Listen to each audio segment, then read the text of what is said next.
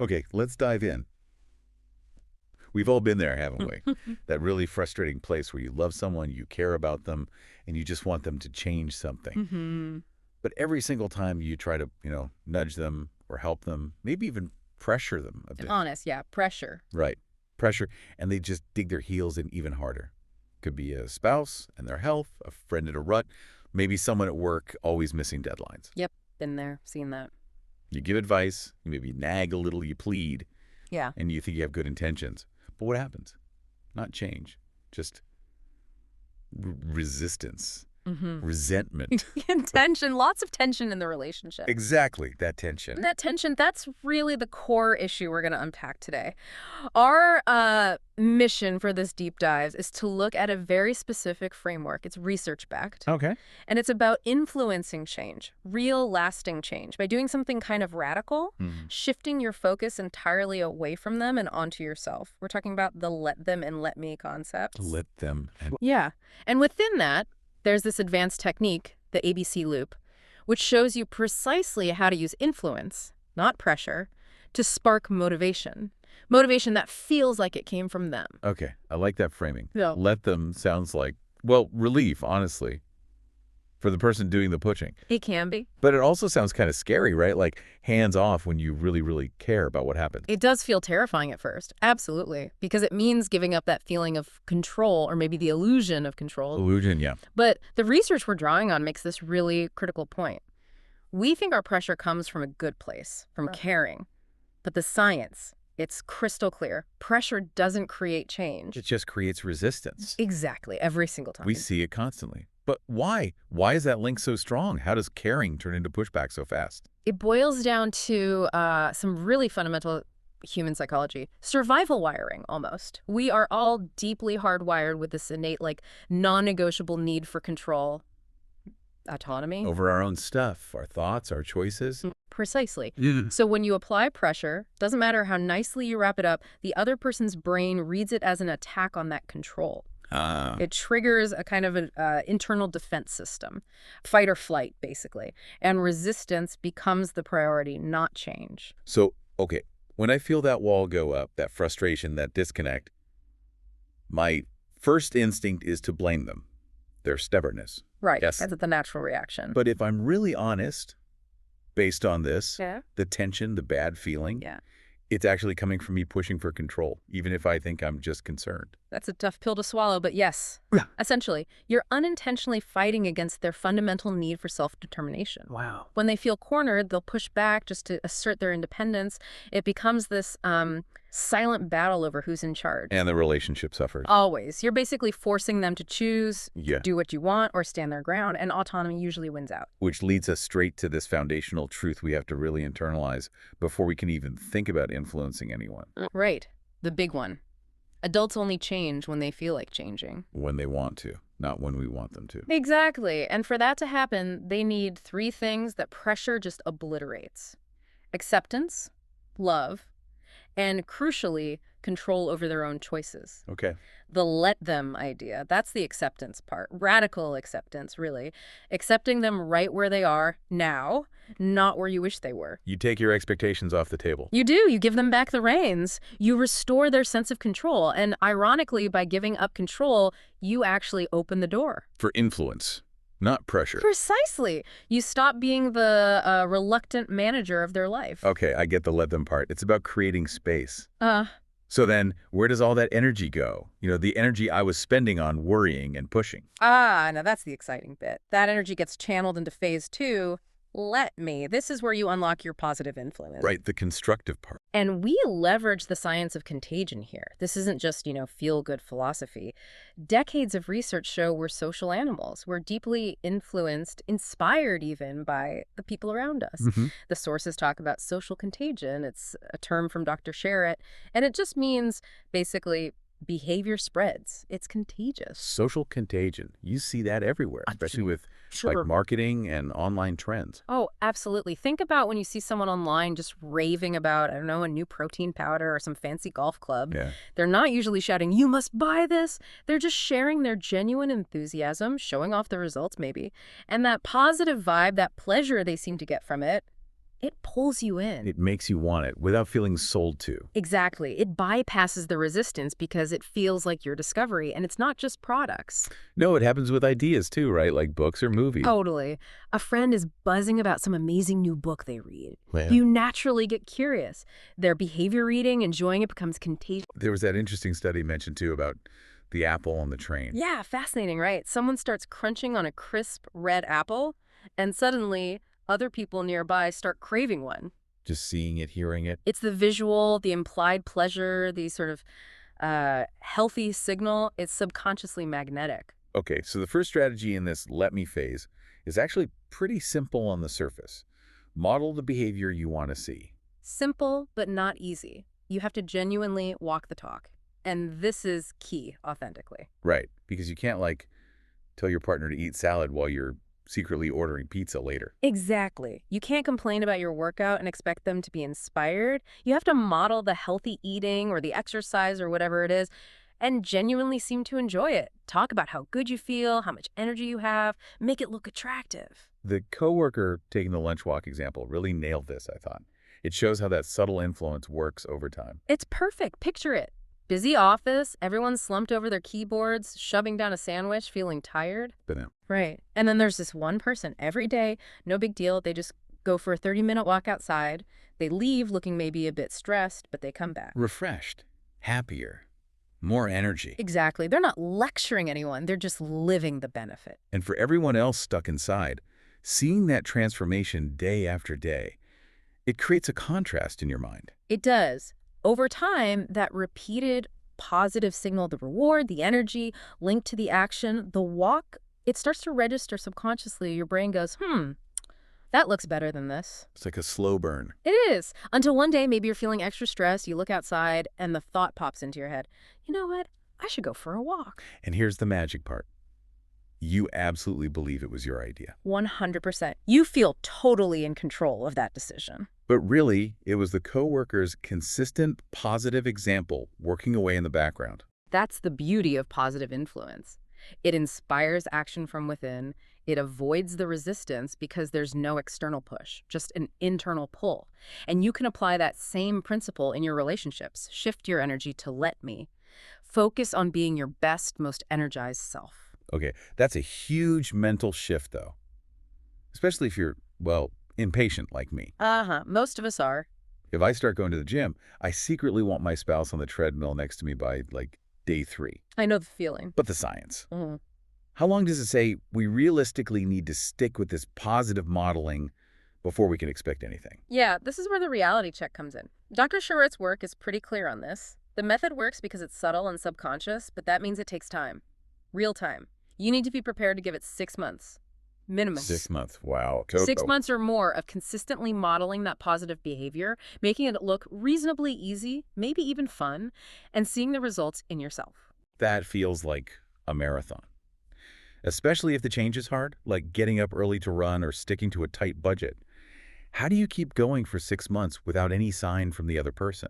Without that feedback loop? This is precisely why the let them mindset is non-negotiable. It has to run in parallel. Oh, okay. If you're only going to the gym to get your spouse to go, you'll get resentful by month 3 when they're still on the couch. It won't work. Because the motivation is wrong. Exactly. The let me focus means the change has to benefit you first and foremost. You go to the gym because you feel better, you have more energy, you like the results. If they happen to get inspired down the line, that's a fantastic bonus, but it can't be the primary goal. So 6 months minimum. Genuine commitment. Visible happiness with my change. No nagging, no comments, no expectations aimed at them. That requires some serious faith. It requires serious self-control. But think about it. If you've been pressuring them for years and it hasn't worked, what's 6 months of trying a different scientifically backed approach? That's a fair point. Okay. But what if 6 months feels impossible? Like, what if the behavior is really destructive or you're already in this horrible standoff? Maybe simple modeling isn't enough then. Exactly. If the situation is more entrenched or more urgent, simple modeling might not cut it, or it might take too long. That's when we need the more advanced techniques. And that starts with some serious prep work. Phase 3, preparation. Yeah. Getting ready for the advanced stuff. And the source is stress. You absolutely cannot jump into the actual conversation, the ABC loop, without doing this internal work first. Correct. You have to be brutally honest with yourself. Why? What's the point of that self-reflection? Because if this issue has been brewing for a while, you've likely built up a huge reservoir of pent-up emotion, frustration, anger, judgment, maybe even resentment. Yeah, probably. Before you can approach the other person with genuine compassion and curiosity, which is essential for the next steps, you have to diffuse that emotional bomb inside yourself. Get above the emotion, find the real reason it bothers me so much. And the tool for that is the 5 whys method. The 5 whys. It's such a powerful tool. And it's funny, it comes from like manufacturing. Toyota, right? Yeah, Sakichi Toyota. It was designed for engineers to find the root cause of a problem on the factory floor, not just fix the symptoms. And we apply that same logic to our feelings. Exactly. You ask yourself, why does this person's behavior bother me so much? And then you ask why to that answer. 5 times total. Each why digs a layer deeper. Let's use the example from the sources. The friend worried about her husband's health. It really shows how deep this goes. Okay, great example. So first why.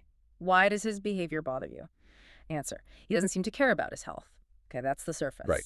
Symptom level. Second why. Why does that bother you? Answer. He's modeling unhealthy habits for our kids. Okay, now it's about family.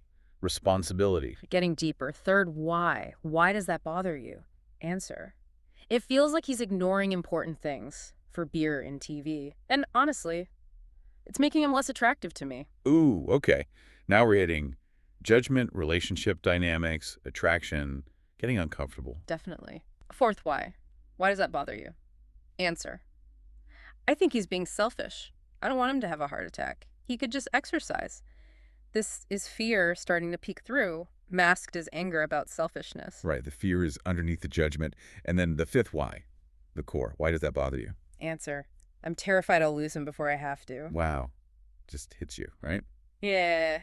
It wasn't really about the beer or the TV at all. Not at the deepest level. It was about her fear of loss, of abandonment, the fragility of it all. That's huge. So Definitely. once you uncover that root cause, that your nagging or frustration is actually coming from your fear, or maybe your embarrassment about something, or feeling out of control, what do you do with that? It must be hard to just sit with, okay, I'm terrified. It's the hardest step, but Yeah. also the most liberating, because Yeah. you realize the core issue is often your fear, your shame, your judgment, or that feeling of losing control. And realizing that, Yeah. it gives you back control. Over your emotions, yes. You stop blaming them for your fear. You diffuse that pent-up energy. You see that you've been trying to control something uncontrollable, like mortality or someone else's choices. And that emotionally neutral, grounded place, that's the only launch pad for the next phase, the ABC loop. Okay, so emotional baggage dealt with, root cause understood. Now we can actually plan the conversation. Step A, apologize, then ask. And the sources have strict rules for this talk. Absolutely mandatory rules. This isn't a casual chat. It needs to be planned, serious, face-to-face, no alcohol, no time pressure where someone has to run off. And the mindset is key. Compassion, curiosity, not venting, not trying to win an argument. Right. The goal isn't to be right. The goal is connection and maybe sparking their introspection. And the technique we're using here, it's called motivational interviewing, MI. Comes from Dr. K's work used in clinical settings.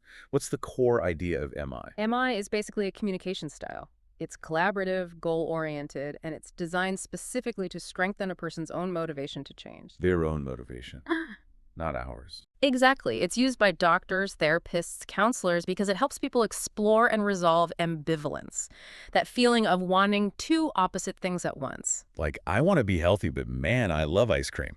Precisely. MI helps the person explore that internal conflict themselves, out loud. So it's the opposite of a lecture. Totally. You're not telling, you're asking.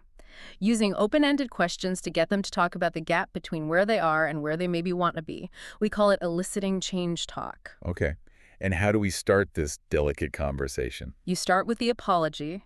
It's crucial. It resets the dynamic. Breaks the tension circuit. Exactly. You lead with vulnerability, something like, hey, I wanted to apologize. I know I've been judging and pressuring you about the issue, and I realize that's probably just made things harder. And honestly, I realize I've never just stopped and asked how you feel about your health job search situation. That feels disarming. It shows the relationship matters more than the issue.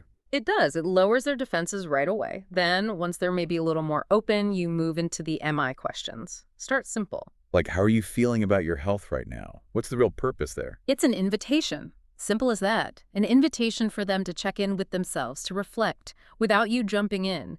You're creating space for their internal experience. That's where intrinsic motivation starts to wake up. And then whatever they say, even if it's just a shrug or, I'm fine, we have to stay neutral. No, but you're not fine. Resist. You absolutely must resist that urge. Your job here is to be a mirror, a reflector. If they say, I feel okay about it, I guess, you say, okay, so it sounds like you're feeling generally okay. Maybe not fantastic, but okay. Just reflecting it back. You're validating that you heard them, letting them hear their own words. If it's a short answer, you gently probe more. What makes you feel okay about it? Or what parts are working well for you? Still open-ended. The sources mentioned some good follow-up questions if things stall or if they're being a bit evasive. Still gentle, though. Yes. If they seem resigned or are downplaying things, you can offer a tentative observation framed with curiosity, like, it almost sounds a bit like resignation. Do you feel like changing it would just be too much work right now? Okay, that focuses on the difficulty, not blame. Right. Or you acknowledge the past dynamic, what feels hard about dealing with this right now, or even, I imagine it must be really frustrating having me nag you all the time. I'm sorry about that. I can see how that prompts them to think about the cost of the current situation, maybe. But what if they just don't budge? They stick to the denial or everything's fine. Do we push? Absolutely not. Zero pushing. This is the golden rule. Your opinions, your judgments, your frustrations, they are irrelevant in this conversation. Keep them locked away. Why is that so critical? The second you inject your opinion, bam, you've just applied pressure, resistance goes up, the MI effect is dead, gone. The goal here isn't necessarily to make them confess the truth to you. The goal is to plant a seed of discomfort, that cognitive dissonance within them, that tension they feel between, I say I'm fine, and maybe things aren't actually fine. That internal tension is what fuels future change, not my arguments. Precisely, that's the engine. So, okay, you've had the step A conversation, apologized, asked, reflected, now what? Immediate next step. B, back off, and observe their behavior. Back completely off, like instantly. Instantly and totally, no checking in the next day, so did you think about our chat? None of that. Why the immediate withdrawal? You need time and space to just marinate, to let that internal tension you hopefully sparked in step A do its work. It's a sensitive internal process. Yeah. They feel you watching, waiting, judging their progress. Resistance comes right back up. Instantly. They'll clam up. So we give them space for the tension to hopefully turn into their own motivation. And while we're backing off, we keep doing our let me thing. Yes, absolutely critical. The let me modeling continues smoothly, consistently. This ties right back to the social contagion idea. Yep. Seeing your positive example, the coworker happily walking, while they're grappling with their own internal discomfort, that contrast takes time to work. If you don't give them space, they'll never feel ownership over any change they make. They'll feel like they just gave in to me. Exactly. And they'll worry about the I told you so. Giving them space lets the idea become truly theirs. Space equals ownership. Time lets tension become motivation. Got it. We just observe passively. Okay, now the fun step. Step C. Celebrate progress while you continue to model change. This isn't just a pat on the back, right? There's science here, too. Oh, yeah. This is pure applied neuroscience. Dr. Sherritt's research, again, it strongly emphasizes that immediate positive reinforcement, like compliments and celebration, is incredibly powerful for locking in behavior change. Why immediate? Because our brains are wired to move towards pleasure, ease, fun. The trouble with hard things, starting exercise, studying, quitting smoking, is the reward often feels delayed. The effort is now, the benefit is later. So the brain feels the pain but not the gain, and motivation tanks. You got it. Immediate celebration hacks that system. How? It links the difficult action directly to an immediate hit of pleasure, an external reward. When they finally do the hard thing, get on the Peloton, make the healthy meal, whatever, and instantly get genuine, positive feedback from someone they care about. Like a hug or praise? Yes, that immediate positive connection boosts their intrinsic motivation. You're basically giving their brain a little dopamine hit right after the effort. It fuses the action with pleasure. So the action itself starts to feel better over time. Exactly, because it's associated with that positive emotional connection. So timing is everything. If my spouse gets off the treadmill, I need to be right there, not mention it casually hours later. Right there, the moment they finish. And Dr. Sherritt suggests being specific, maybe linking it to connection or attraction, not just a generic good job. Okay, like what? A real hug, wow, I'm really proud of you for doing that. Or even, you look amazing right now, all energized. or a kiss on the cheek, something immediate, warm, and genuine. So that positive feeling becomes the thing they unconsciously want to repeat. It reinforces the behavior. It becomes the pleasure they move toward. It cements the link. This effort leads to feeling good, feeling connected. You're replacing the old negative pattern nagging with positive, neurologically effective support. That's the path to lasting change, not just temporary compliance. Okay, let's tie this all together. We started with that feeling of hitting a brick wall, that frustration, and now we have this framework: leverage and acceptance. It all lives in that let them let me balance. That's the core. When you truly commit to let them, you choose radical acceptance right here, right now. That dissolves the tension, removes the pressure, gives them back that crucial sense of control. And then let me is where you actively step in. Right. You use your energy for positive modeling, you use the ABC loop, you leverage social contagion, neuroscience, all to unlock your influence and hopefully spark their internal drive to change. And the ultimate win. They genuinely think it was their idea all along. That's the sign you've truly influenced, not forced.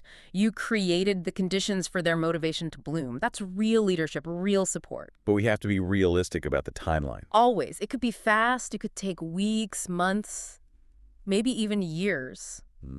And this is tough. They might never change. They might not. And let them ultimately means accepting that possibility too. Which brings us back to control. Oh. The only change you really control is your own, how you show up in the relationship. Exactly. If you stop the pressure, if you become more consistently loving, curious, supportive, you improve the relationship itself. You reduce the friction.